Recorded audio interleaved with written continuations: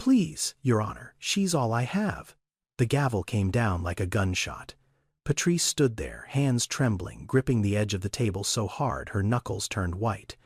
Behind her, a small voice. "Mommy," and just like that, a mother lost her daughter in a courtroom. But there was a man sitting in the very last row. He wasn't a lawyer. He wasn't family. He was the one person in that room who had the power to end that judge's entire career. And what he did next, you won't see coming. Join me as we dive into this powerful story. But before we do, my neighbor laughed in my face and said I'd never hit 5,000 subscribers. Let's prove him wrong together. Hit subscribe, like, and share. Now let's get into it. Now let me tell you about the man in the last row. Calvin Brooks sat perfectly still, back straight, hands folded over a small leather notebook resting on his knee. He wore a faded navy polo shirt, khaki pants, and plain brown shoes that had seen better days. No watch, no rings. Nothing that would make anyone look twice. To the bailiff, he was just another citizen watching a public hearing. To the court clerk, he was nobody. To Judge Harold Prescott, sitting up on that bench, Calvin Brooks didn't even exist. But Calvin Brooks was far from nobody. 3 blocks away, parked on a quiet side street behind a row of oak trees, a black Bentley sat with the engine running. His driver, a man named Gerald who'd been with him for 11 years, was reading the newspaper and waiting. He'd wait as long as it took. He always did.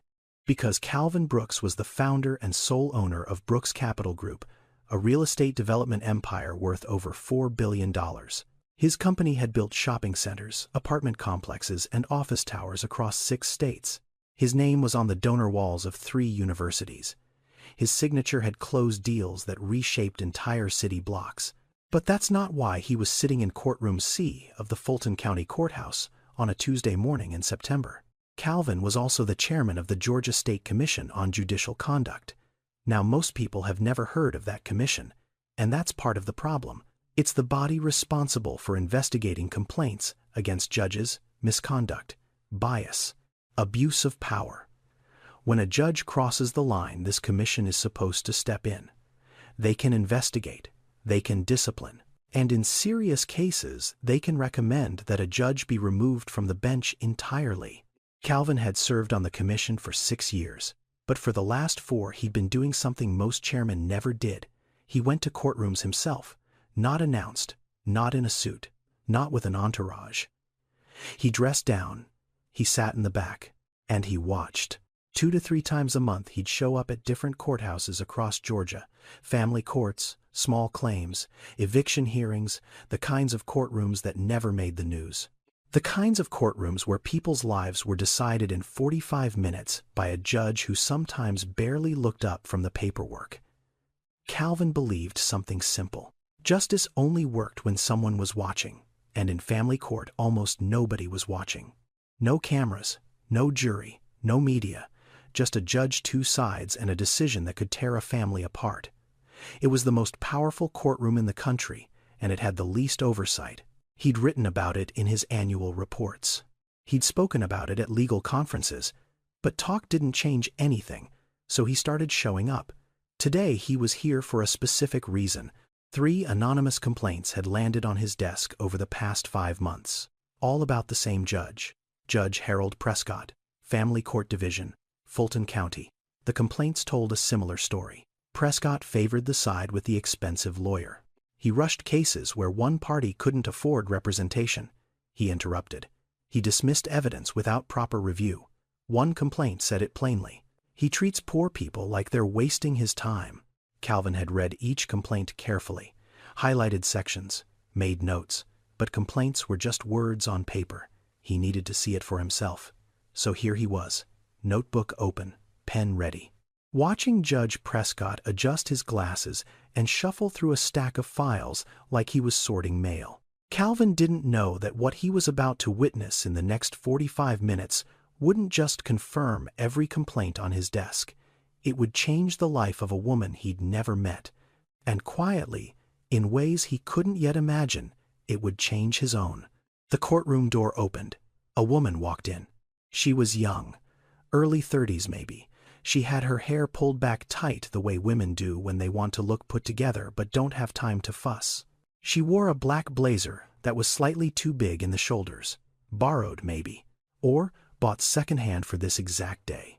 In her right hand, she carried a clear plastic bag, the kind you'd get at a dollar store.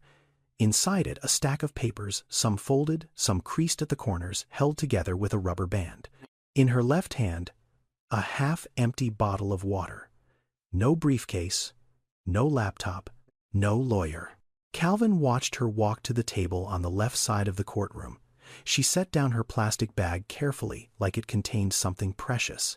Then she pulled out a chair and sat. Her hands were shaking. She folded them in her lap to hide it. On the other side of the courtroom, the contrast hit Calvin like cold water. A man sat at the opposite table, tall, well-built, wearing a charcoal gray suit that fit like it had been tailored yesterday. His shoes were polished so clean they caught the fluorescent light.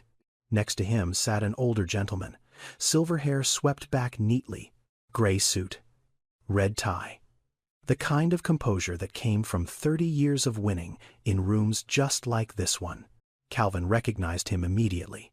Richard Whitfield, senior partner at Whitfield & Associates, one of the most expensive family law firms in Atlanta.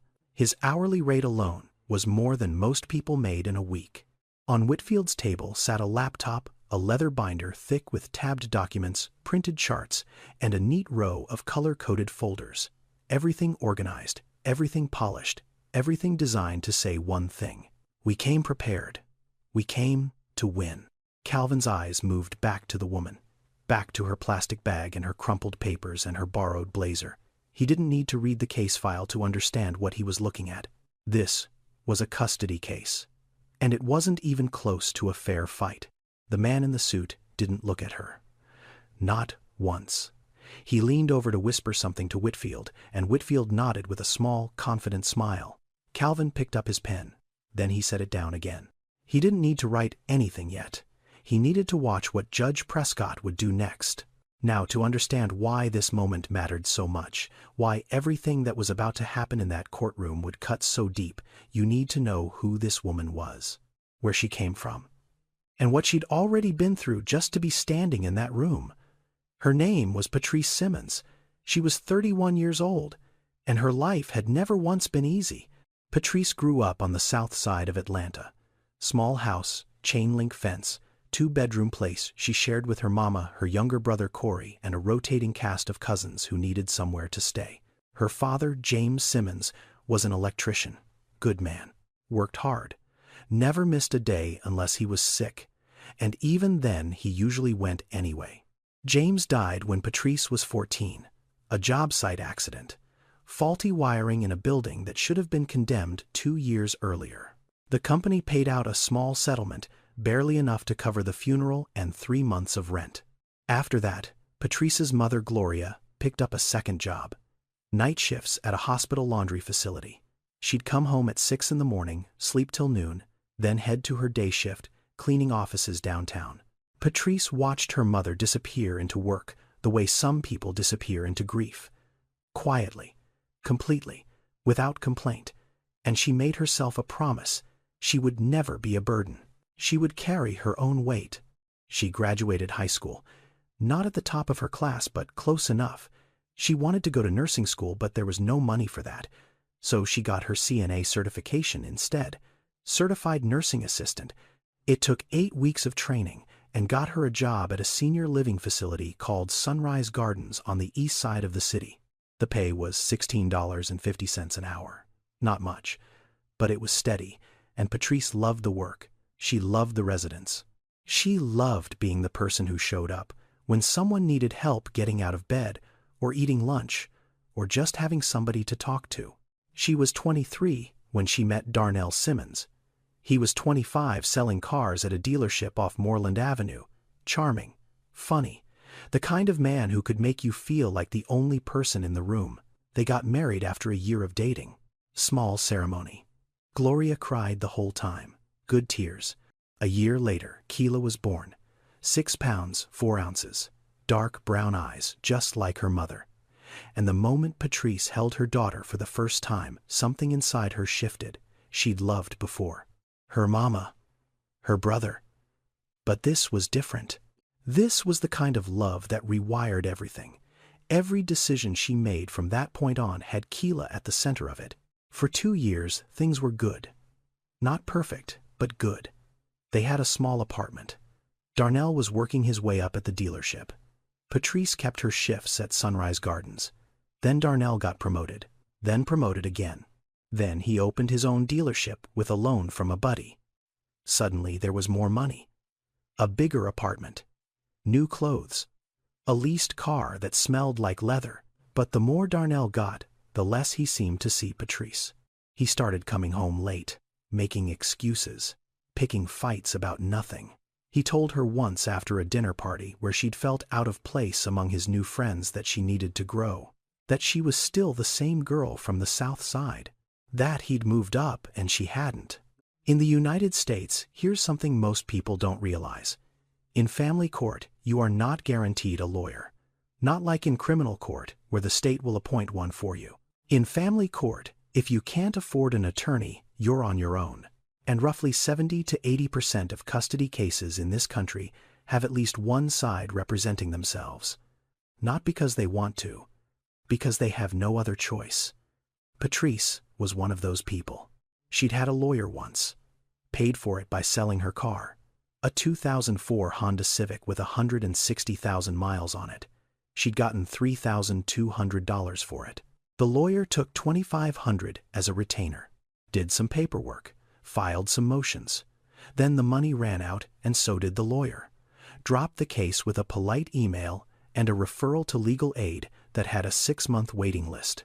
So Patrice stood in that courtroom alone, with her plastic bag of documents and her borrowed blazer and her half-empty water bottle, facing a man who had a lawyer that charged $800 an hour. Patrice didn't know it yet, but the system she was about to face was never designed for people like her. Richard Whitfield stood up like he'd done this 1,000 times, and he had. He buttoned his jacket with one hand, adjusted his glasses with the other, and addressed the court with the kind of calm that only comes from knowing you've already won. Your Honor, my client, Mr. Darnell Simmons, is a successful business owner. He operates a thriving automobile dealership here in Atlanta. His annual income exceeds $240,000. He owns a 4-bedroom home in a safe, well-rated school district. He has the financial stability, the living space, and the resources to provide his daughter with the best possible upbringing. Prescott was nodding, not subtly, nodding like a man listening to music he enjoyed. Whitfield continued, "We have submitted financial records, tax returns, a home inspection report, and character references from 6 individuals, including a pastor, a school board member, and a licensed family therapist who has evaluated Mr. Simmons and found him to be a capable and loving father." He paused. Let the words land. "We respectfully ask the court to grant primary custody to Mr. Simmons with supervised visitation for the respondent." Supervised visitation. Calvin underlined those 2 words in his notebook. That was aggressive. That meant Whitfield wasn't just trying to win custody. He was trying to paint Patrice as unfit. That required evidence. Or at least the appearance of it. Your Honor, Whitfield added, "We believe the child's best interest is served by a stable environment. And with all due respect to Miss Simmons, stability requires resources." Prescott leaned back in his chair. "Thank you, Mr. Whitfield. Very thorough." He turned to Patrice. "Miss Simmons, your response." Patrice stood. Her chair scraped against the floor. The sound echoed in the half-empty courtroom like a scratch on glass. She cleared her throat. "Your Honor, I have been Keela's primary caregiver since the day she was born. I am the one who takes her to school every morning. I am the one who sits with her when she's sick. I am the one who helps her with her homework every night. I know my income is not as high as her father's, but I provide a loving, safe home for my daughter, and I always have." Her voice was shaking, but she kept going. "I brought a letter from Keela's first-grade teacher, Mrs. Dawson, who can confirm that I attend every parent-teacher conference, every school event, every field trip. I also brought a letter from our pediatrician showing that Keela is healthy up to date on all vaccinations and that I have never missed an appointment. She reached into her plastic bag and pulled out 2 pieces of paper, walked them up toward the bench. Prescott held up his hand.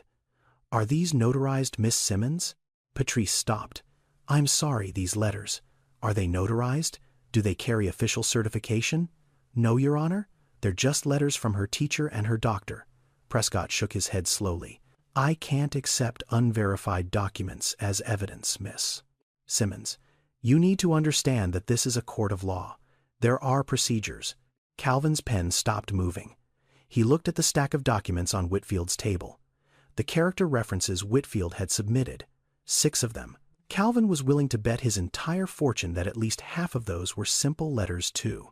Not notarized, not certified, just typed on letterhead and signed. And Prescott hadn't questioned a single one. Patrice looked lost. But, Your Honor, these are from professionals who know my daughter. They can speak to the kind of mother I am. Miss Simmons, I need facts. I need documentation. I don't need emotional appeals. Let's move on. Do you have anything else? The way he said emotional appeals. Like her love for her child was an inconvenience. Like a mother fighting for her daughter was wasting his time. Patrice tried again. She talked about Keela's bedtime routine, about how Keela still slept with a stuffed rabbit that Patrice had bought her when she was 2, about how Keela cried every time she had to go to her father's house because she wanted to stay with Mommy. Prescott cut her off. Miss Simmons, I'm going to ask you to stick to the relevant facts. The court's time is limited. Calvin looked at the clock on the wall. Whitfield had spoken for 14 minutes. Patrice had been given less than 6, and she'd been interrupted 3 times. That's when Calvin saw it. The pattern. Clear as daylight. Prescott wasn't just biased. He was using procedure like a weapon. Every rule he enforced on Patrice, he'd waived for Whitfield. Every standard he demanded from her, he'd ignored from the other side. It wasn't random. It was systematic. And it was invisible to anyone who didn't know what to look for. Patrice's voice broke. Your Honor, I am a good mother. My daughter needs me. Please. Prescott glanced at his watch. Then he looked back at his papers. Calvin sat perfectly still, but inside him a storm was building. Prescott shuffled his papers for a moment. Then he looked up. Having reviewed the evidence presented by both parties and considering the financial stability, living arrangements, and overall capacity of each parent to provide for the minor child, this court finds it in the best interest of the child, Keela Simmons, to grant primary physical and legal custody to the petitioner, Darnell Simmons.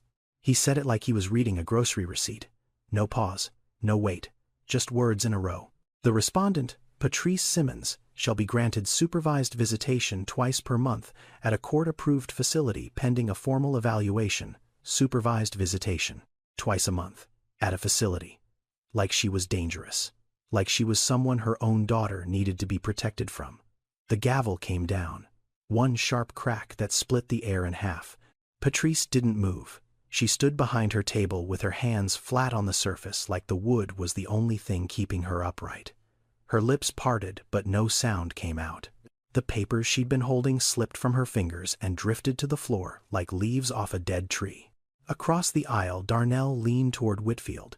They shook hands, a small, quiet handshake, the kind men give each other when a deal closes. Darnell didn't smile exactly, but there was something in his face. Relief maybe, or satisfaction. He still didn't look at Patrice. The court clerk called for the next case, just like that. Like a family hadn't just been torn apart in this room 30 seconds ago. Patrice gathered her papers from the floor. Her hands were trembling so badly that she dropped them twice before she got them all. She put them back in the plastic bag. She picked up her half-empty water bottle. She walked out of the courtroom like a woman walking through a dream she couldn't wake up from. In the hallway, Keela was sitting on a wooden bench, swinging her legs. A court aide sat next to her, scrolling through a phone. When Keela saw her mother, she jumped down and ran. "Mommy, can we go home now?" Patrice dropped to her knees on the cold tile floor. She wrapped her arms around her daughter and held on like the world was trying to pull Keela away. Because it was, she couldn't answer. She just held her, face pressed against Keela's hair, eyes closed, breathing in the smell of her child's shampoo. Strawberry. The cheap kind from the dollar store that Keela loved because it was pink. "Mommy, are you okay?"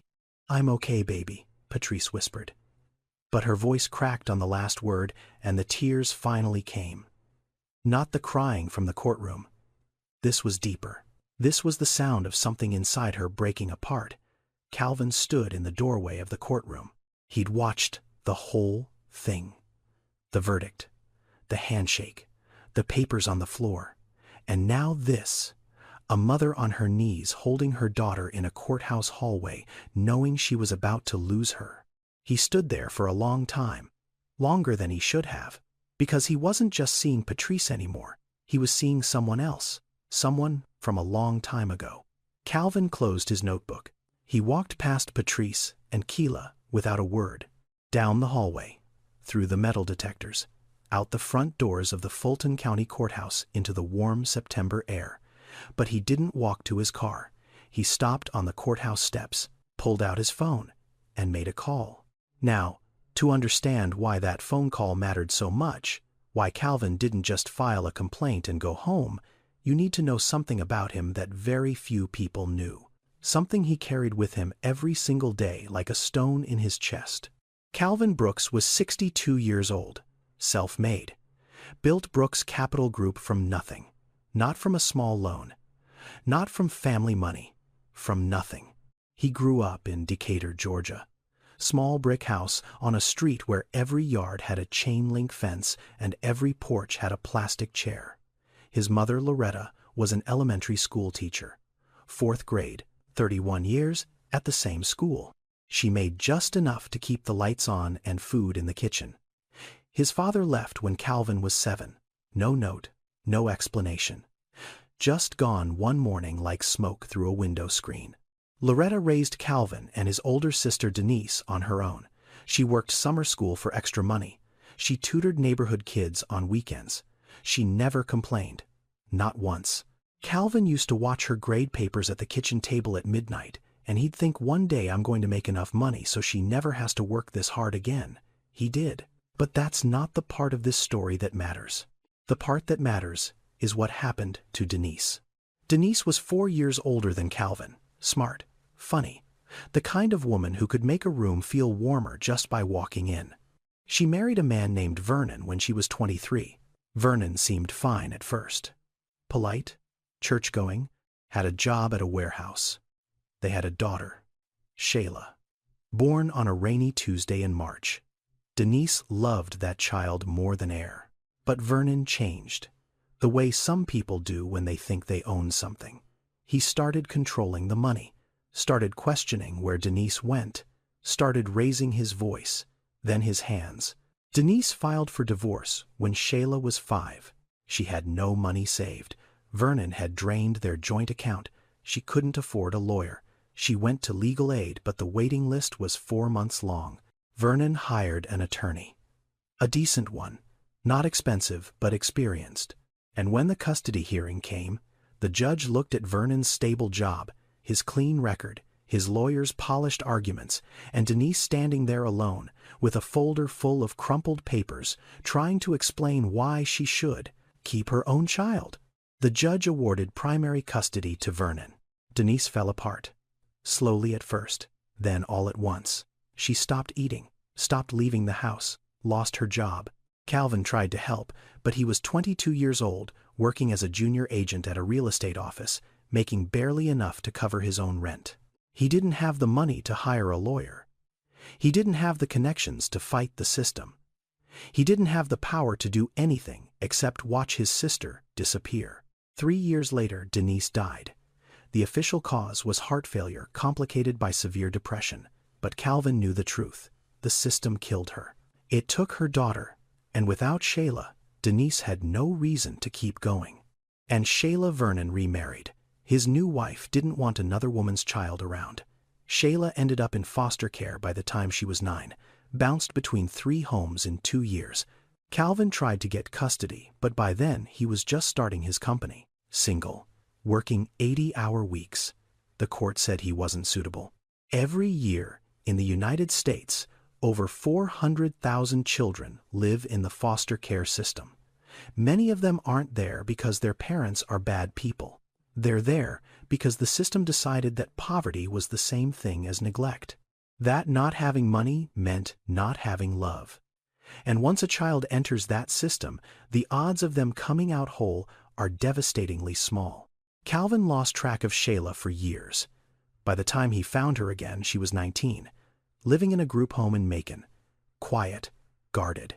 The light that Denise had put in her was still there, buried deep, but it had been covered over by years of being passed around like something no one wanted to keep. Calvin built his fortune after that. He built it fast, and he built it deliberately. Not because he loved money, because he understood something most people never learn. In this country, power is the only thing that protects the people you love. And he'd been powerless once. He swore he never would be again. When he joined the State Commission on Judicial Conduct, his colleagues assumed it was a vanity appointment, a rich man's hobby, something to put on a bio. They were wrong.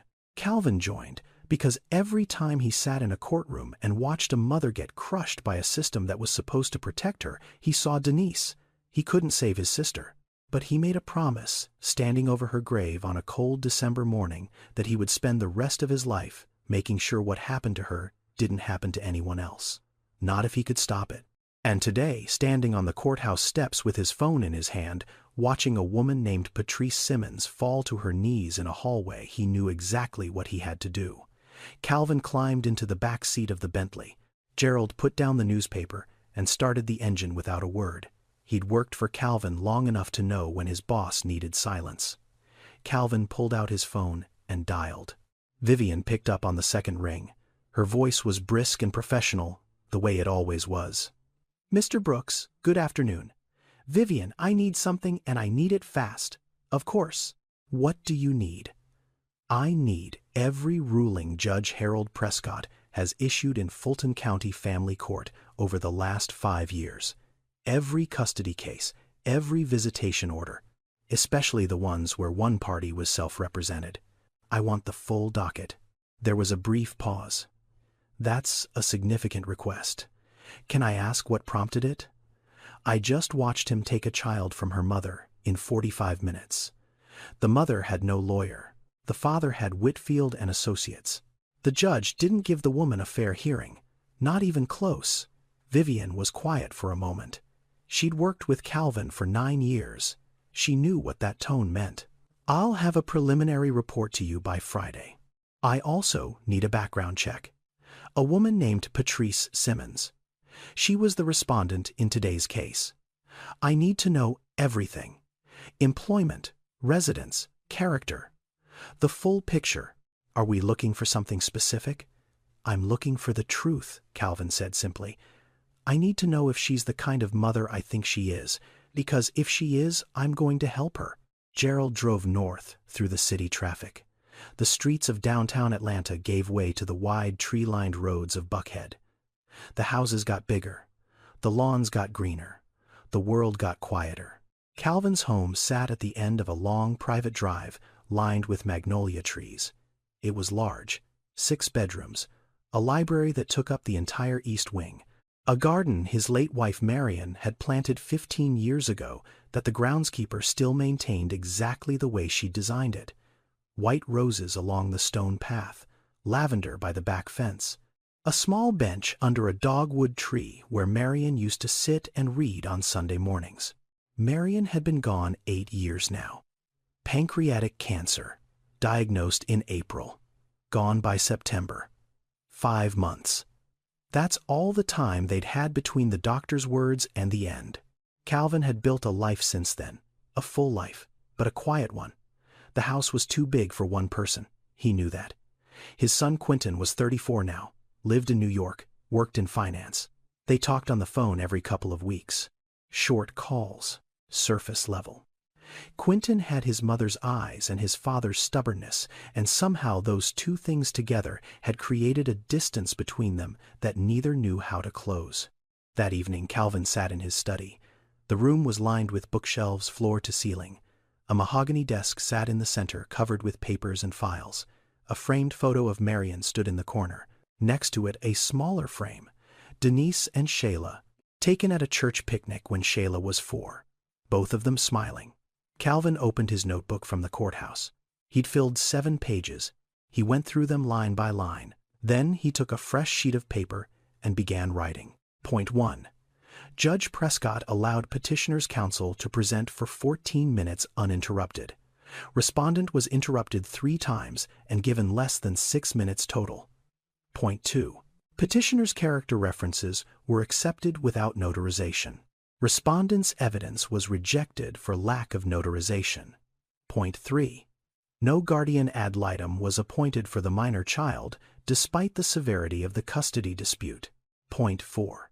Judge Prescott did not order a home study or independent evaluation of either party. Point 5. Supervised visitation was ordered for the respondent without any documented evidence of unfitness, neglect, or endangerment. Point 6.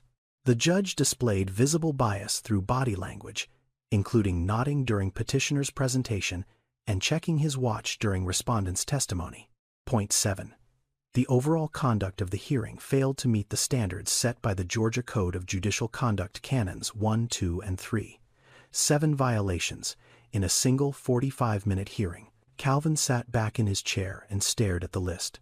Through the proper channels, an investigation into Prescott could take 6 months, maybe longer. These things moved slowly, deliberately slowly, because the system protected its own. But Patrice Simmons didn't have 6 months. The custody order would take effect in 30 days.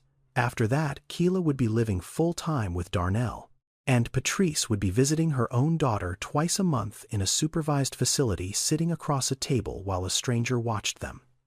Calvin knew how that story ended. He'd lived it. He picked up his phone again. "Vivian, one more thing." "Yes, Mr. Brooks. I need you to find me the best family law attorney in Georgia who does pro bono work through legal aid. Someone sharp, someone who fights. And I need them by tomorrow." There was a pause. Then Vivian's voice steady as always. "I'll have a name for you by morning." Calvin hung up. He looked at the photo of Denise and Shayla one more time. Then he turned off his desk lamp and sat in the dark. The administrative process would take months. Patrice didn't have months. She had 30 days. And Calvin Brooks was not going to let those 30 days run out. The report from Vivian landed on Calvin's desk 2 days later. It was 12 pages long, single-spaced, thorough. Calvin poured himself a cup of coffee and sat down to read. Patrice Denise Simmons, age 31, born and raised in Atlanta, Georgia, currently employed as a certified nursing assistant at Sunrise Senior Living, a long-term care facility. Hourly wage, $16.50. Average weekly hours, 38 to 42. No overtime available. Calvin paused on that number. $16.50 an hour. That was roughly $34,000 a year before taxes. In Atlanta, where a one-bedroom apartment in a decent neighborhood cost at least $1,200 a month, he kept reading. Patrice had been at Sunrise for 7 years. Not a single disciplinary action, not one complaint from a patient or a family member. Her supervisor's evaluation, which Vivian had somehow obtained, described her as one of the most reliable and compassionate caregivers on staff. 3 separate families had written thank you letters to the facility, specifically mentioning Patrice by name. Her apartment was a one-bedroom unit in East Point, $785 a month. She'd lived there for 3 years. Landlord confirmed she'd never been late on rent, not once. Keela Simmons, age 6, enrolled in 1st grade at Harriet Tubman Elementary. Attendance record near perfect. Only missed 2 days all year, both due to a stomach flu. Her teacher, a Mrs. Dawson, had written in a progress report that Keela was a bright, well-adjusted child with excellent social skills. And then this line, which Calvin read twice. "Her mother is one of the most dedicated parents I've worked with in 14 years of teaching." Calvin set the report down. He took off his glasses and rubbed his eyes. This woman was everything the court should have protected. Hardworking, devoted, present, and the system had chewed her up and spit her out in 45 minutes. Now Calvin had to figure out how to help her without tipping off Prescott. If the judge found out that the chairman of the Judicial Conduct Commission was investigating him, he'd cover his tracks. He'd clean up his docket. He'd call in favors. And Patrice's case would get buried under a mountain of procedural delays that could take years to untangle. Calvin needed to move carefully, like a chess player, not a bulldozer. He picked up his phone and called a contact at the Georgia Legal Aid Foundation. Not the public number, a private line. A woman named Dorothy Parsons who ran their family law division. Calvin had been anonymously funding their pro bono custody program for 3 years through a charitable trust. Dorothy knew the money came from someone with deep pockets. She didn't know it was Calvin Brooks. "Dorothy, it's the Magnolia Fund," Calvin said, using the name of his trust. "Oh, good to hear from you. What can I do?" "I have a case I'd like your team to take on. A custody matter in Fulton County. The mother lost primary custody. She was self-represented. I believe there are strong grounds for appeal. Do you have a name, Patrice Simmons? The ruling was issued last week by Judge Harold Prescott. Send me the details. I'll assign one of our attorneys." "I'd like to request someone specific," Calvin said. "If possible, I've been told you have an attorney named Monique Harding, former partner track at a large firm, chose legal aid instead. Strong in family court." Dorothy was quiet for a beat. "You've done your homework. I always do. I'll talk to Monique. If the case has merit, she'll take it." "It has merit," Calvin said. "Trust me." After the call, Calvin did something he hadn't planned. Something that went beyond the careful strategy he'd mapped out in his notebook. He drove to Sunrise Senior Living. He told Gerald to park across the street. Then he walked in alone wearing his plain clothes. He signed in at the front desk as a visitor, wrote down a name he'd found in the facility directory. A resident named Dorothy Mae Collins, room 214. He said he was a friend of the family just stopping by. The receptionist waved him through without a second glance. Calvin walked down the hallway slowly. The place was clean but old. Linoleum floors, fluorescent lights. The smell of disinfectant mixed with something warm. Oatmeal maybe? Or soup. He found a sitting area near the nurse's station and took a chair, opened a magazine, and waited. He didn't have to wait long. Patrice came around the corner pushing a wheelchair. In it sat an elderly woman with thin white hair and bright blue eyes. Patrice was talking to her in a low, gentle voice. "Mrs. Collins, your daughter called this morning. She said she's coming to visit on Saturday." "Isn't that wonderful?" The old woman looked up. She seemed confused. "My daughter, yes, ma'am, Sandra. She's coming Saturday afternoon." Mrs. Collins' face softened. "Sandra, she has my mother's eyes." "She does," Patrice said, smiling. "Now let's get you to the sunroom. The light is beautiful this time of day." Calvin watched from behind his magazine. He watched Patrice park the wheelchair by the window and adjust the blanket on Mrs. Collins' lap. He watched her pour a cup of water and hold it steady while the old woman drank. He watched her crouch down so they were eye to eye and talk to her like she was the most important person in the world. Mrs. Collins reached out and took Patrice's hand. "You remind me of my daughter." Patrice laughed softly. "Well, I'm your daughter for today then," the old woman smiled, a real smile. The kind that starts in the eyes. Calvin felt something shift inside his chest. A loosening. Like a knot that had been pulled tight for 30 years was finally starting to come undone. This wasn't just a good mother. This was a good person, down to her bones, the kind of person who gave warmth to everyone she touched, even when she had nothing left to give. Calvin stood up. He walked out of the facility without speaking to anyone. Without Patrice ever knowing he'd been there, he climbed into the back seat of the Bentley. Gerald started the engine, and for the first time in 30 years, Calvin felt something he'd almost forgotten the shape of. Something that felt like hope. 3 days later, Patrice was sitting at her kitchen table in her apartment in East Point.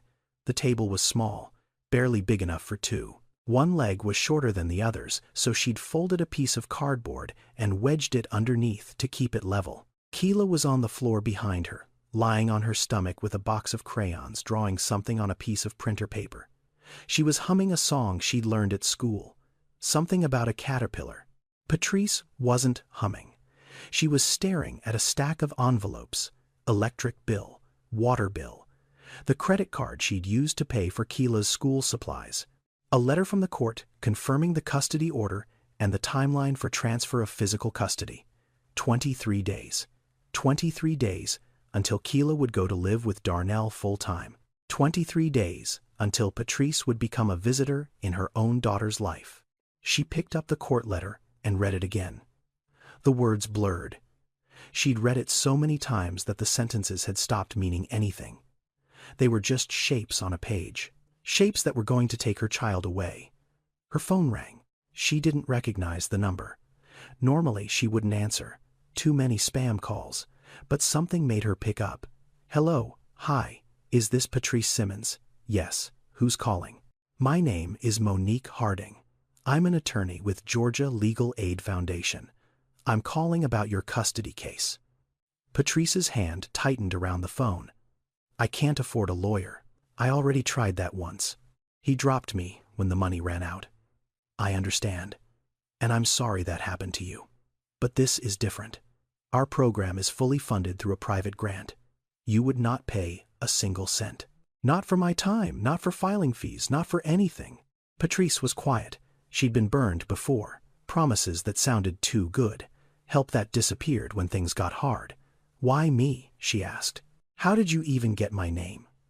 Your case was flagged through our intake system. We review recent family court rulings, and yours raised concerns. I've looked at the docket, Patrice, and I believe there are strong grounds for an appeal. Patrice closed her eyes. She could hear Keila humming behind her. The Caterpillar song. What kind of grounds? Procedural errors, possible judicial bias, failure to appoint a guardian ad litem for your daughter. There are at least 4 issues I can identify just from the initial review, and I'd like to dig deeper. Patrice's throat tightened. She wanted to believe this. She wanted it so badly that it hurt. Miss Harding, the last lawyer I had, took $2,500 from me and then sent me an email saying he couldn't continue. I sold my car to pay him. I don't have anything left to sell. Monique's voice was steady, warm but not soft. The voice of someone who'd heard this story before and had decided a long time ago to do something about it. Patrice, I hear you. And I want you to know something. I left a 6-figure job at a private firm to do this work. I'm not here because someone told me to be. I'm here because I chose to be. I don't drop clients. And I don't lose cases I believe in. Silence. Patrice opened her eyes, looked at Keila on the floor. The drawing was taking shape now. A house with a triangle roof. 2 stick figures standing in front of it. One tall, one small, holding hands. Okay, Patrice said quietly. Okay, I'll do it. They talked for another 15 minutes. Monique explained the process. She'd need to review the full court transcript, the evidence from both sides, and the judge's written findings. She'd file a motion for reconsideration within 2 weeks. If that was denied, they'd go to appellate court. After Patrice hung up, she sat there for a long time. Then the tears came, not the tears from the courthouse. Those had been dark and heavy like stones in her chest. These were different, lighter, warmer, like rain after a long drought. Mommy, are you okay? Keila looked up from her drawing. I'm okay, baby. Patrice wiped her eyes and smiled. I'm better than okay. That night, after Keila was asleep, Patrice called her mother. Mommy, someone called me today. A lawyer. She says she can help me fight the ruling, and it won't cost me anything. Gloria was quiet on the other end. Then she said carefully, who's paying for it? Some kind of grant? A private fund? I don't know the details. Mija, be careful. Nothing in this world is free. I know Mommy. But she sounded real. She sounded like she actually cares. Gloria sighed. A long, tired sigh that held years of worry in it. God works in mysterious ways, baby. Maybe this is one of them. Patrice smiled. Maybe. She hung up and looked at Keila's drawing on the refrigerator. The house with the triangle roof. The 2 stick figures holding hands. Patrice didn't know that God wasn't the only one working on her behalf. The following Friday, Vivian walked into Calvin's study, carrying a thick manila folder. She set it on his desk without a word and sat down in the leather chair across from him. Calvin opened the folder. Inside was the full report on Judge Harold Prescott's rulings over the last 5 years. The numbers were damning. In that period, Prescott had presided over 93 custody cases. In 72 of them, at least one party was self-represented, and in 78% of those cases, Prescott ruled in favor of the side with private legal counsel. Regardless of the evidence, Calvin read that number again. 78%. That wasn't preference, that was a pattern. But it got worse. Vivian leaned forward. I had our research team cross-reference Prescott's rulings with the law firms involved. One name kept coming up: Whitfield and Associates. Richard Whitfield has appeared before Prescott 26 times in 5 years. He won 24 of those cases. A 92% win rate. The average win rate for family law attorneys in Fulton County is around 55%. Calvin stared at the page. 24 out of 26. That wasn't skill. That was something else. There's more, Vivian said. Prescott and Whitfield are both members of the Dogwood Hills Golf Club. It's a private club in Roswell. Annual membership, $42,000. I pulled the membership records. They've been co-members for 7 years. They've played together at least twice a month for the last 3 years. Their lockers are side by side. Calvin sat back in his chair. Now this wasn't bribery. Not in the legal sense. There was no envelope of cash, no wire transfer, no quid pro quo that a prosecutor could point to in a courtroom. But it was a conflict of interest so obvious that it practically glowed in the dark. Here's what most people don't realize about family court in America. Unlike criminal court, there's no jury, no 12 citizens watching the proceedings and checking the judge's power. It's just one person on the bench making decisions that determine where children sleep at night. And unlike criminal court, family court rarely attracts media attention. No reporters in the gallery, no cameras, no public scrutiny. Which means that a judge in family court has more unchecked power than almost any other figure in the legal system, and less accountability. Calvin had known this for years. It was the reason he'd joined the commission in the first place. But seeing it laid out in black and white, case after case, family after family, the weight of it pressed down on him like a hand on his chest. Vivian continued. I also found 12 cases where Prescott awarded custody to the wealthier parent despite documented concerns from teachers, social workers, or pediatricians about the home environment. In 3 of those cases, the children were later reported to Child Protective Services for neglect or abuse in the custodial home. 3 children, placed in homes the court chose, homes that hurt them. Calvin closed the folder. He looked at the photo of Denise on his desk. Then he picked up his phone. He called Monique Harding. He didn't use his name. He used the name of the trust. Miss Harding, this is the Magnolia Fund. I understand you've taken on the Simmons case. I have, Monique said. And you should know, I've already found significant issues with the ruling. I'm confident we have grounds for a motion to reconsider. Good. I want you to know that whatever resources you need, they're available. If you need an independent child psychologist to evaluate Keela, we'll cover it. If you need expert witnesses, we'll cover that too. Financial records, deposition costs, whatever it takes. There was a pause. Can I ask you something? Of course. Why this case?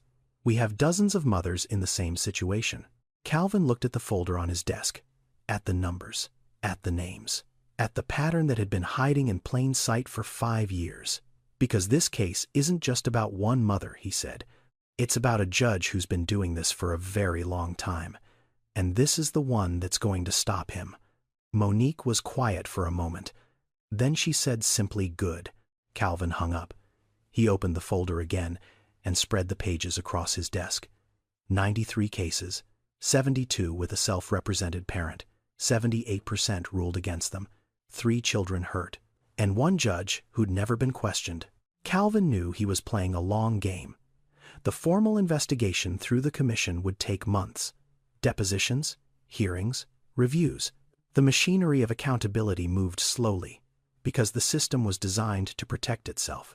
But Prescott had been playing his own game for far too long.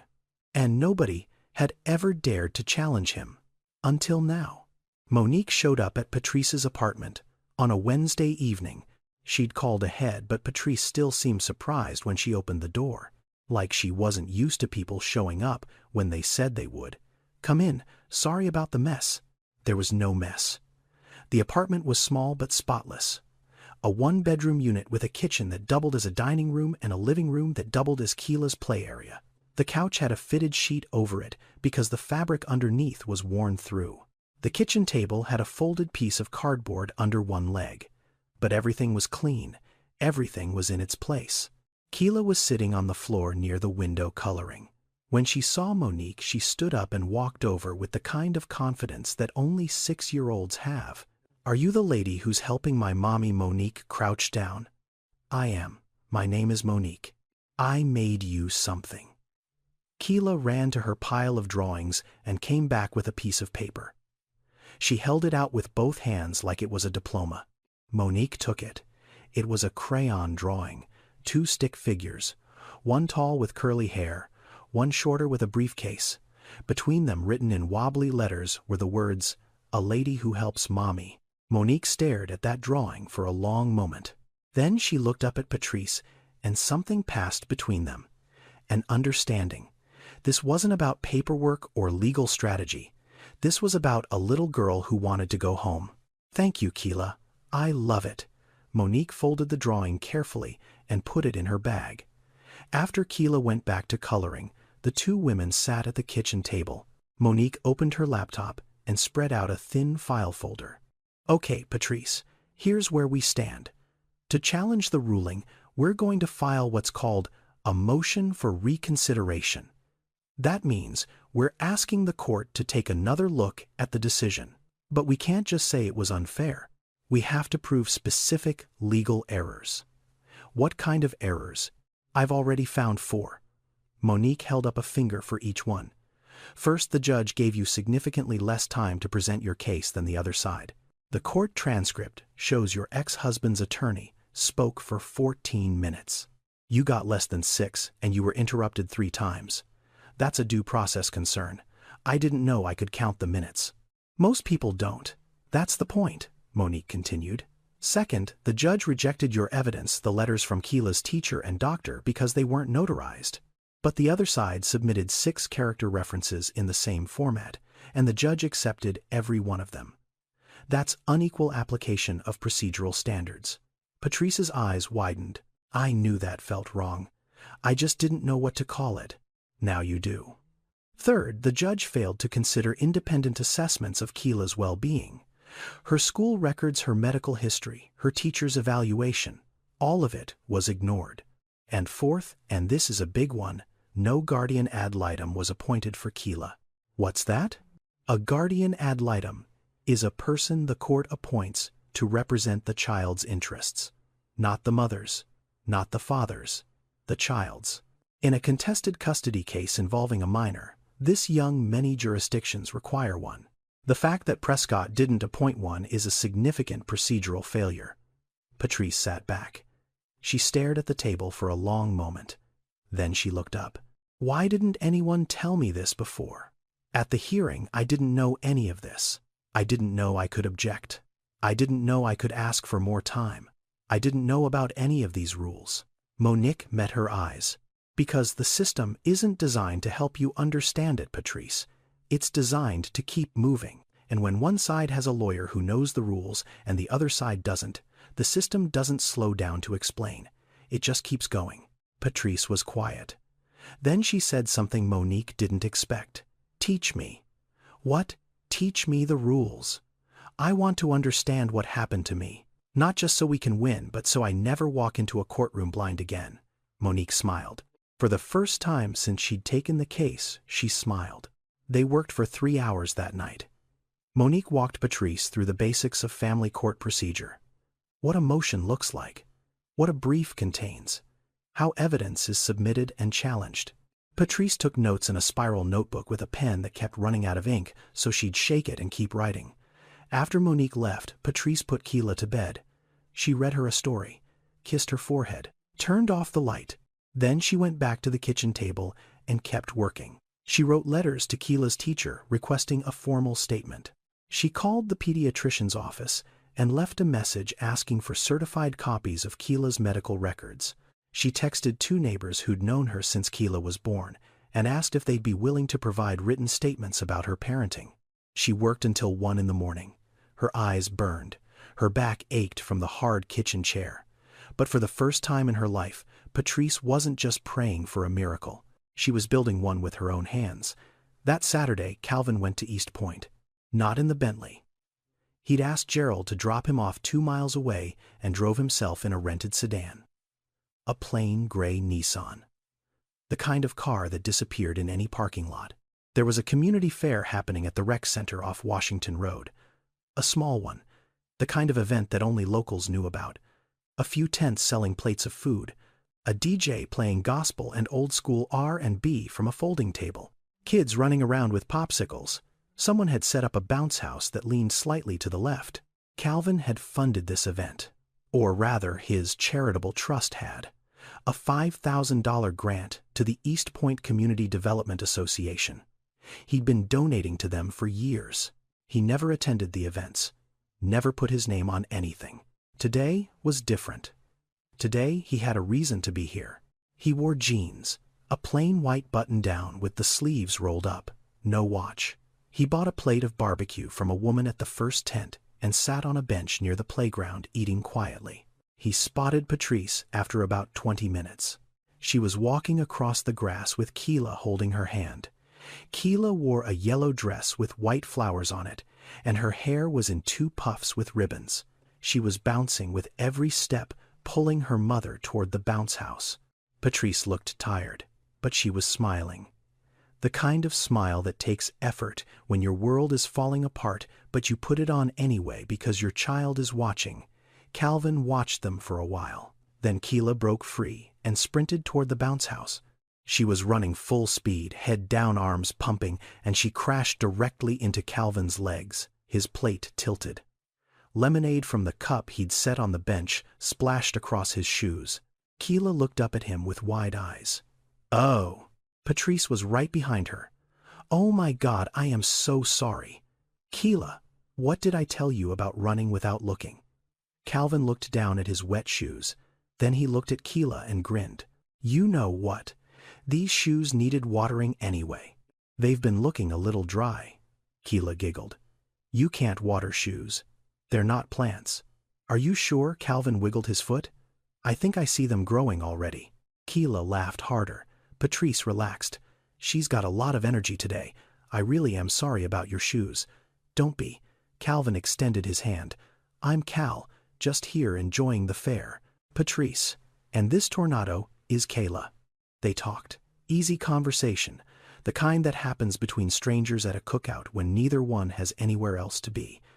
Calvin asked about Keela, how old she was, what grade she was in. Patrice talked about her daughter, the way she always did, with her whole face. Eyes bright, voice warm, every sentence full of pride. "She's in 1st grade. She loves reading. She tells everyone she's going to be a veterinarian because she wants to help animals that are scared." Calvin smiled. "That's a good dream." He asked what Patrice did for work. She told him about Sunrise Senior Living, about the residents she cared for, about how much she loved the work even when it was hard. "The elderly deserve dignity," she said simply. "Just because they're old doesn't mean they stop mattering." Calvin felt something pull in his chest. He thought of his mother Loretta, 31 years in the same classroom, dignity in every lesson. They talked for a while longer. Patrice didn't mention the custody case. She didn't bring up the court or Darnell or any of it. But Calvin saw the shadow cross her face when Keela ran back over and tugged her hand. "Mommy, when can I come home for real?" The question hung in the air like a held breath. Patrice's smile didn't break, but something behind her eyes did. "Soon, baby. Mommy's working on it."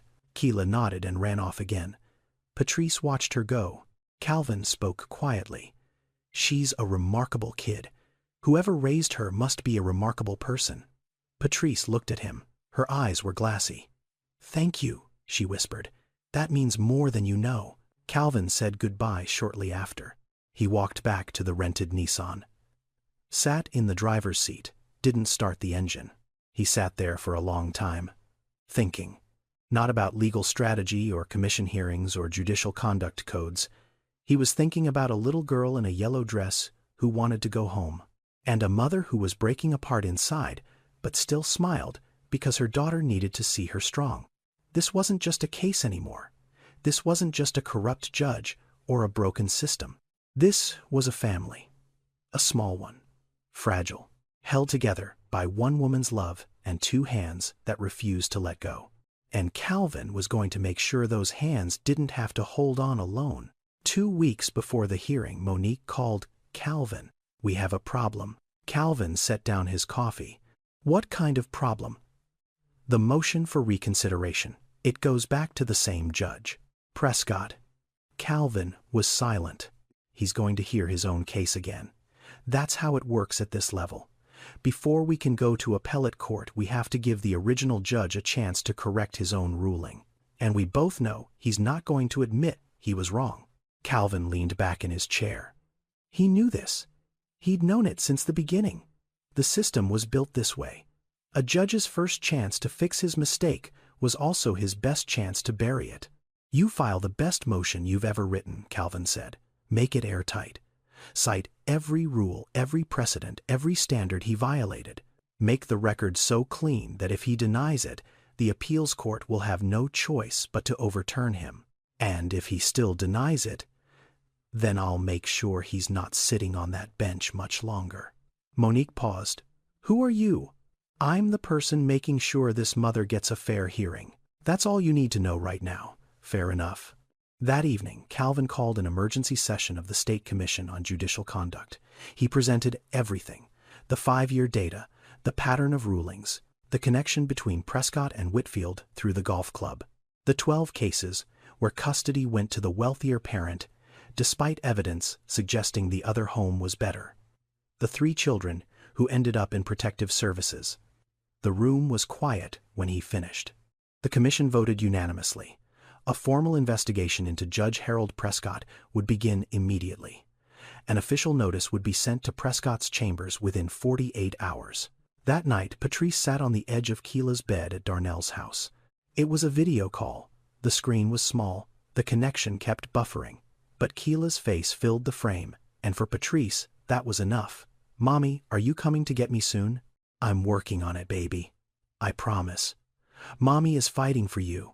I'm not going to stop." Keela was quiet for a second. Then she said, "I know, Mommy. You're the bravest person I know." Patrice pressed her hand against the screen. She couldn't feel her daughter's face, but she held it there anyway. After the call, she sat in her apartment alone. The motion was filed, the evidence was gathered. Monique had prepared everything. There was nothing left to do but wait and pray. But somewhere across the city, in a study lined with books and photographs, a man was making sure that prayer wouldn't be the only thing protecting Patrice Simmons tomorrow morning. The morning of the hearing, the air inside courtroom C felt different, heavier, like the room itself knew what was coming. Patrice sat at the same table she'd sat at before, same side, same chair, but this time Monique Harding sat beside her, and the difference was visible from across the room. Monique wore a black suit, tailored. Her files were organized in a leather binder with color-coded tabs. She had a laptop open, the court transcript from the original hearing loaded on screen, key passages highlighted in yellow. She sat with her back straight and her hands folded, calm, ready. Across the aisle, Whitfield looked over. He'd expected to see Patrice alone again. When he saw Monique, his expression shifted. Just for a second, a flicker of something. Surprise, maybe. Or the first tiny crack of doubt. Darnell sat next to his lawyer. He looked at Patrice, then at Monique, then back at Whitfield. He leaned over and whispered something. Whitfield waved him off. Judge Prescott entered. The bailiff called the court to order. Prescott sat down, adjusted his glasses, and opened the file. "This is the matter of Simmons versus Simmons. We're here on a motion for reconsideration filed by the respondent. Counsel, you may proceed." Monique stood. "Thank you, Your Honor. The respondent respectfully requests that this court reconsider its custody ruling based on 4 specific procedural and substantive errors." She didn't rush, she didn't raise her voice, she laid it out piece by piece like a surgeon making precise cuts. First, the original hearing provided the respondent less than 6 minutes of uninterrupted presentation time, compared to 14 minutes for the petitioner's counsel. The Due Process Clause requires that both parties receive a meaningful opportunity to be heard. The record shows Miss Simmons was interrupted 3 times. Mr. Whitfield was not interrupted once. Prescott shifted in his seat. Second, the court rejected the respondent's documentary evidence, specifically letters from the child's teacher and pediatrician, on the grounds that they lacked notarization. However, the petitioner submitted 6 character references in identical format, none notarized, all of which were accepted without objection. Whitfield stood up. "Your Honor, this is a delay tactic. The original ruling was thorough and well considered." Monique didn't flinch. "Your Honor, with respect, the record speaks for itself. I'm citing the court's own transcript." "Continue," Miss Harding Prescott said tightly. "Third, the court did not consider independently obtained assessments of the child's well-being, including school performance records and pediatric evaluations, all of which demonstrate that the child is thriving under the promised respondent's care. And fourth, no guardian ad litem was appointed to represent the interests of the minor child despite the contested nature of this proceeding." She paused. "Let the silence do the work. A mother fighting for her child is not a tactic, Your Honor. It is a right." Whitfield opened his mouth to respond, but before he could speak, the courtroom door opened. Every head turned. Calvin Brooks walked in. He wore a charcoal gray suit, white shirt, no tie. He walked slowly, deliberately, the way a man walks when he wants every step to be noticed.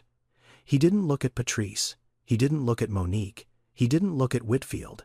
He looked directly at Judge Harold Prescott, and he sat down in the front row. Prescott's face changed. Not dramatically, not the way it happens in movies. It was subtler than that. The color drained from his cheeks like water from a cracked glass.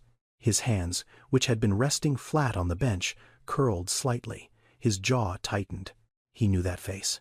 Every judge in Georgia knew that face. Calvin Brooks, chairman of the State Commission on Judicial Conduct. The man who had the authority to investigate discipline and recommend the removal of any judge in the state. And he was sitting 6 feet away, watching. Prescott cleared his throat.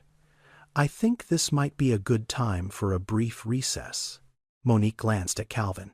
She didn't know who he was, but she knew what fear looked like on a judge's face. And right now Harold Prescott was afraid. Patrice looked at the man in the front row. She didn't recognize him. She'd never seen him before. But she saw the way the judge reacted to his presence, the way the entire room seemed to shift when he walked in, like gravity had changed direction. "Who is that?" she whispered to Monique. "I don't know," Monique whispered back. "But whoever he is, the judge knows him, and the judge is scared." Patrice looked at Calvin one more time. He sat perfectly still, hands on his knees, watching the bench. She didn't know who he was. She didn't know what he'd done for her. She didn't know about the investigation, the funding, the report, the phone calls, or the commission vote. But the viewers knew. They'd known since the beginning. And the game was almost over. Prescott came back from the recess, looking like a man who'd aged 10 years in 15 minutes.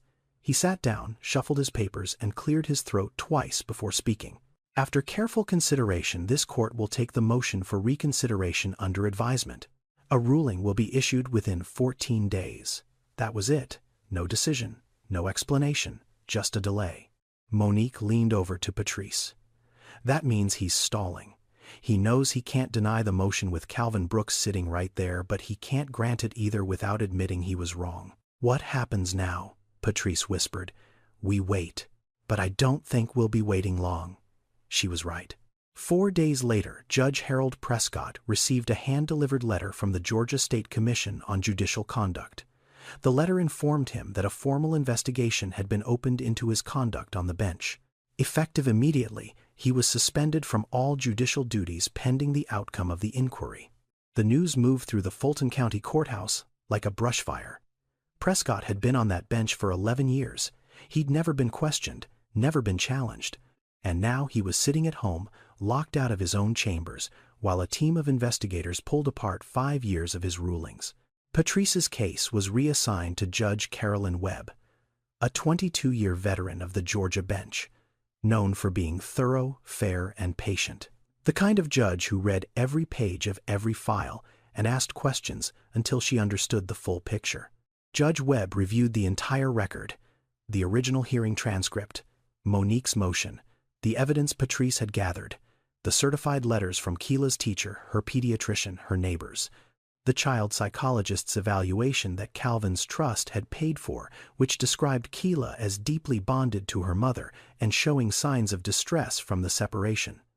She also reviewed Darnell's side, his income, his home, his attorney's arguments. Then she issued her ruling. The phone rang on a Thursday afternoon. Patrice was at the kitchen table helping Keela with a worksheet she'd brought home from school. Keela was writing the letter K over and over in wobbly pencil lines. Patrice picked up. "Hello, Patrice, it's Monique." Something in her voice made Patrice stand up. She walked to the hallway where Keela couldn't hear. "What happened?" Judge Webb issued her ruling this morning. Monique paused. "Keela is coming home, Patrice. Primary custody. You." Silence. A long, full silence. The kind that holds everything in it. Every sleepless night. Every tear in a courthouse hallway. Every time Keela asked when she could come home for real. Then Patrice made a sound. Not a word, just a sound. Something between a gasp and a cry. The sound a person makes when a weight they've been carrying for so long finally lifts and they don't know what to do with all that sudden lightness. "Are you okay?" Monique asked. Patrice was crying now, not the dark, heavy tears from before. These were warm. These were relief, pouring out of every part of her. "Thank you," she managed. "Thank you. Thank you. You did this, Patrice. You fought for it. I just helped you navigate the system." After they hung up, Patrice slid down the wall and sat on the hallway floor. She pressed her hands against her face and cried until there was nothing left. Then she wiped her eyes, stood up, and walked back to the kitchen. Keela looked up from her worksheet. "Mommy, your eyes are red." "I know, baby. Are you sad?" Patrice knelt down and pulled her daughter into her arms. "No, baby, I'm happy. You're coming home. For real this time." Keela pulled back and looked at her mother's face. Searching for the truth. "For real, for real, for real, for real." Keela threw her arms around Patrice's neck and squeezed with everything she had. Patrice closed her eyes and held her daughter and felt the world put itself back together one piece at a time. Across the city, in a study lined with books and old photographs, Calvin sat alone. Vivian had called him with the news an hour earlier. He'd thanked her and hung up. Now he sat in his leather chair, looking out the window at Marion's garden. The white roses were blooming. The lavender was tall. The bench under the dogwood tree was empty the way it always was. He looked at the photograph of Denise on his desk. Denise and Shayla at the church picnic, both of them smiling. "I couldn't save you," he said quietly. "But I saved her." The room was silent. In the weeks that followed, the investigation into Judge Prescott widened. The commission uncovered 15 additional cases with patterns of bias similar to Patrice's. Families who'd been torn apart by rulings that favored wealth over evidence. Children placed in homes that hurt them because a judge had decided money was the same thing as love. Prescott was formally removed from the bench. His law license was suspended pending a separate inquiry by the state bar. Richard Whitfield, his golfing partner and frequent courtroom collaborator, was placed under review by the Georgia Bar Association for potential ethical violations. But this story wasn't over yet. 2 weeks after the ruling, Calvin drove to East Point. This time, he took the Bentley. This time, he wore a suit. He parked on the street outside Patrice's apartment building, walked up the stairs, knocked on the door. Patrice opened it. She saw him and her face lit up for a second before confusion set in. "Cal, what are you doing here? How do you know where I live?" Calvin took a breath. "Patrice, my name isn't Cal. My name is Calvin Brooks, and I need to tell you something." Patrice's smile faded. She stepped back but didn't close the door. "Come in." They sat at the kitchen table, The same table with the cardboard under the leg. Keela was in the other room drawing. Calvin could hear her humming.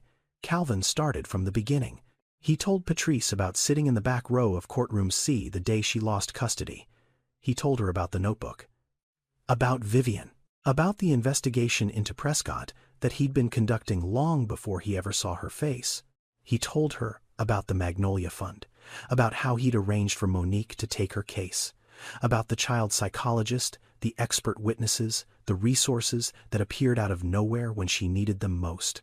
And then he told her about Denise. His voice changed when he got to that part. The steadiness broke, just slightly, like a crack in a dam that's held for 30 years. My sister lost her daughter the same way you almost lost Keela. A judge who didn't care. A system that wasn't built for people like her. She never recovered, Patrice. She died 3 years later. And her daughter, my niece, she ended up in foster care. I was 22 years old. I had nothing. No money. No power. No way to help. He stopped, swallowed hard. I made a promise over Denise's grave that I would spend the rest of my life making sure what happened to her didn't happen to anyone else. That's why I was in that courtroom. That's why I helped you. Patrice was very still. Her face had moved through so many emotions in the last few minutes that it was hard to read. Shock, confusion, something that looked like anger. You interfered in my life without asking me. Yes, you went behind my back. You paid for things. You watched me without telling me who you were. Yes, I did all of that. Why didn't you just tell me? Because if Prescott found out someone was investigating him, he would have buried your case.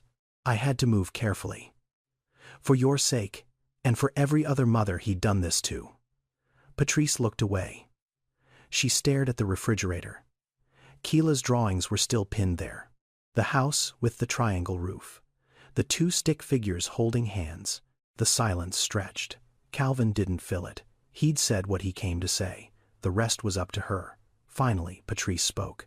You manipulated my life. Calvin nodded. I did. And you'd do it again. In a heartbeat. Another silence. Then Patrice looked at him. Really looked at him. And something shifted behind her eyes. Not forgiveness exactly. Something deeper. Recognition. The recognition that someone had seen her fighting alone in the dark and had chosen without being asked to stand beside her. You gave me back my daughter, she said. Her voice cracked. No, Calvin said firmly. You fought for your daughter. You gathered the evidence. You sat in that courtroom and refused to give up. I didn't give you your daughter back, Patrice. I just leveled the playing field. Patrice's eyes filled. She pressed her hands against her face. And then she cried. Not from anger, not from sadness, from something she couldn't name. The overwhelming weight of being seen. When she looked up again, Keela was standing in the doorway holding a crayon drawing. She looked at Calvin, then at her mother, then back at Calvin. Are you my mom's friend? Calvin looked at Patrice. Patrice wiped her eyes. Then she nodded. Yes, baby, he is. 2 years later, Patrice stood on a stage in a blue cap and gown. The auditorium at Georgia State University was packed, families cheering, names being called one by one. When they called her name, Patrice Denise Simmons, Bachelor of Science in Nursing, a voice rang out from the second row louder than any other. That's my mommy. Keela was standing on her chair holding a poster board sign she'd made with markers and glitter. The letters were crooked but readable. That's my mommy. Next to Keela, Gloria was crying. The quiet, steady kind of crying that comes from years of prayers finally being answered. And next to Gloria, in a simple gray suit with no tie, sat Calvin Brooks. He wasn't crying, but his eyes were wet. And he was smiling. Calvin had funded Patrice's nursing degree through the Magnolia Fund. Full scholarship, books, supplies, a stipend so she could reduce her hours at Sunrise and focus on school. Patrice had argued about it at first. She didn't want charity. This isn't charity, Calvin had told her. This is an investment in you. After graduation, Patrice took a position at Grady Memorial Hospital. Better pay, better hours.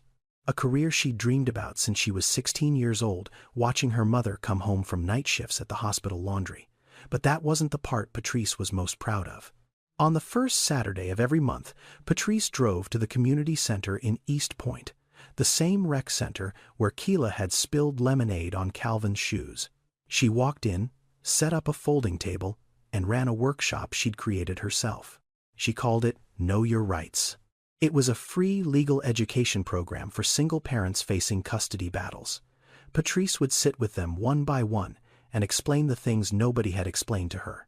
What a guardian ad litem was, how to request one, what constituted judicial bias, how to file a motion for reconsideration, where to find legal aid, what questions to ask, what rights they had that nobody told them about. She wasn't a lawyer. She always said that up front. But she knew the system now. She'd been through it. She'd been crushed by it. And she'd survived. Some days, only 2 or 3 people showed up. Some days, the room was full. It didn't matter. Patrice showed up every time. Calvin and Patrice stayed close. Not romantic. Something different. Something rarer. He became the family she chose, and she became the person who reminded him why he'd started this work in the first place. Keela called him Mr. Cal. Then just Cal. And eventually, when she was 8, she started calling him Grandpa Cal. Calvin never corrected her. He just smiled. One evening, sitting on the bench in Marion's garden, Keela asleep on his lap after a long Sunday dinner, Calvin looked at Patrice and said, "You know, I thought I was saving you that day in the courtroom." Patrice smiled. "And I think you might have saved me too." Sometimes, justice doesn't arrive on its own. Sometimes, it needs someone brave enough to walk into the courtroom and remind the system who it was built to protect. Now I want to be honest with you. This is a fictional story. But the problems it talks about are very real. In the United States, millions of parents walk into family court every year without a lawyer. Not because they don't care about their children. Because they can't afford representation. The system was built to serve everyone, but it doesn't always work that way. If you or someone you know is facing a custody battle without legal help, please look into legal aid resources in your state. Organizations like the Legal Aid Foundation exist in nearly every state and provide free legal assistance to people who qualify. The system isn't perfect. But knowing your rights is the first step to protecting your family. I wrote this story because I believe every child deserves to be with the parent who loves them most, not the parent who can afford the best lawyer. If this story touched you, share it with someone who needs to hear it. Thank you for watching. Please like, share, and subscribe to this channel. See you on the next one. Love you.